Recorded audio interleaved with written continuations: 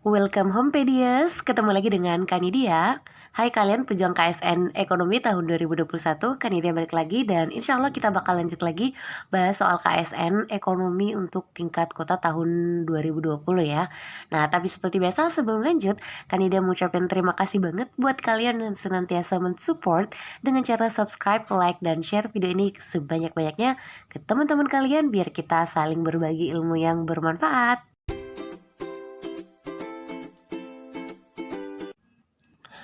Ya PDS kita bakal lanjut bahas soal KSN Ekonomi nomor 5 tahun 2020 ya.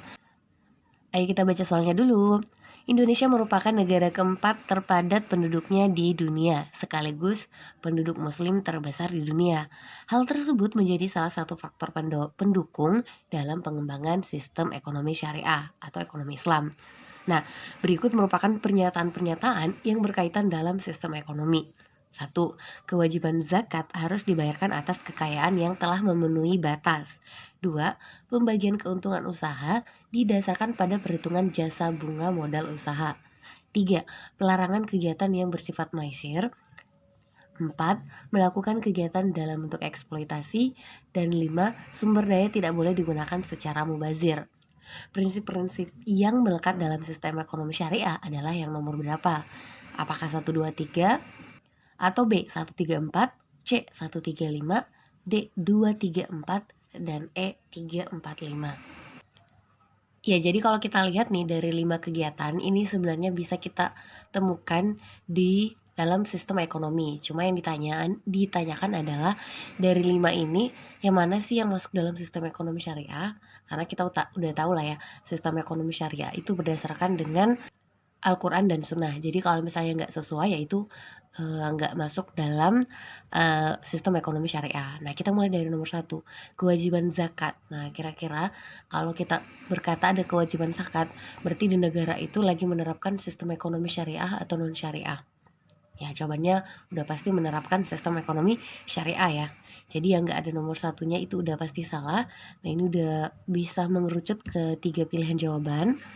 Yang nomor 2, pembagian keuntungan usaha didasarkan pada jasa bunga. Nah, kalau kalian perhatiin banget, di sistem ekonomi syariah itu sangat nggak membenarkan adanya bunga karena itu adalah riba dan itu haram.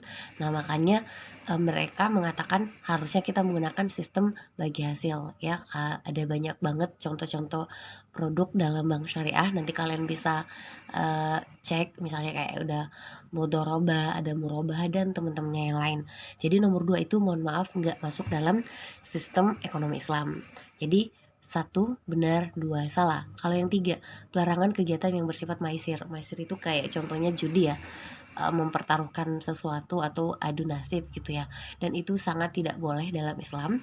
Maka nomor 3 itu juga benar karena dilarang. Jadi 1, 3 so far adalah yang jawaban benar. Untuk sayangnya B dan C juga punya opsi 1, 3. Nah sekarang kita tinggal milih nih di antara 4 dan 5 yang mana yang benar. Bagian 4 itu kita dilarang melakukan kegiatan yang berbentuk eksploitasi, pengambilan sumber daya secara berlebihan, secara besar-besaran. Nah, apakah ini sesuatu yang dibenarkan dalam sistem ekonomi Islam? Ya udah pasti enggak ya. Kita harus mengambil sesuatu itu dengan mempertimbangkan banyak hal ya, dan jangan bereksploitasi karena itu akan merusak alam. Jadinya kita nggak bisa menggunakan sumber yang ada untuk waktu yang lama. Jadinya nomor 4 itu salah. Berarti yang benar 5 Kak. Ayo kita coba baca, bener gak sih emang 5 pilihan terbaik sumber daya tidak boleh digunakan secara mubazir?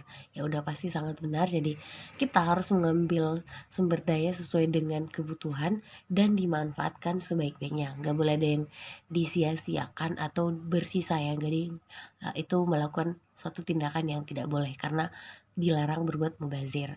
Jadi emang udah jawaban yang paling benar adalah iya di bagian C. Part 1, 3, dan 5. Ya, Kanidia rasa udah cukup untuk pembahasan soal KSN Ekonomi 2020 soal nomor 5. Insya Allah kita bakal ketemu lagi di pembahasan soal KSN. Jadi stay tune dan share video ini ke teman-teman kalian biar kita bisa saling berbagi informasi dan ilmu yang bermanfaat. Itu aja kali Pedias, jangan lupa bahagia dan selalu bersyukur. Alhamdulillah. Assalamualaikum.